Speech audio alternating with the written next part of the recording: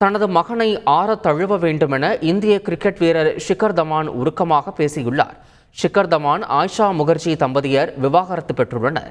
இவர்களுக்கு சோராவர் என்ற மகன் உள்ள நிலையில் அவரை ஆயிஷா முகர்ஜி வளர்த்து வருகிறார்.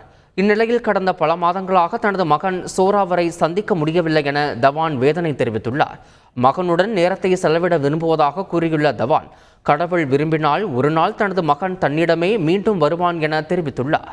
இங்கிலாந்துக்கு எதிரான முதல் 2 டெஸ்ட் போட்டிகளில் இருந்து இந்திய வீரர் விராட் கோலி தனிப்பட்ட காரணங்களுக்காக விலகுவதாக பிசிசிஐ சமீபத்தில் அறிவித்தது.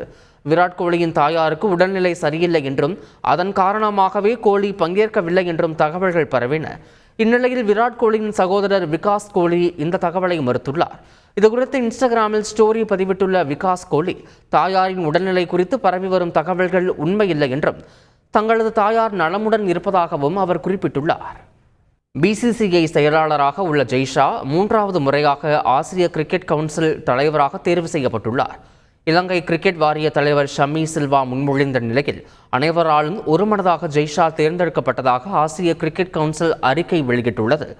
ஐசிசி தலைவர் போட்டிக்கு ஜெய்ஷா போட்டியிட உள்ளதாக தகவல்கள் வெளியான நிலையில் ஆசிய கிரிக்கெட் கவுன்சில் தலைவராக நியமிக்கப்பட்டுள்ளார். செய்திகளை உடனுக்குடன் தெரிந்து கொள்ள உடனே சப்ஸ்கிரைப் பண்ணுங்க.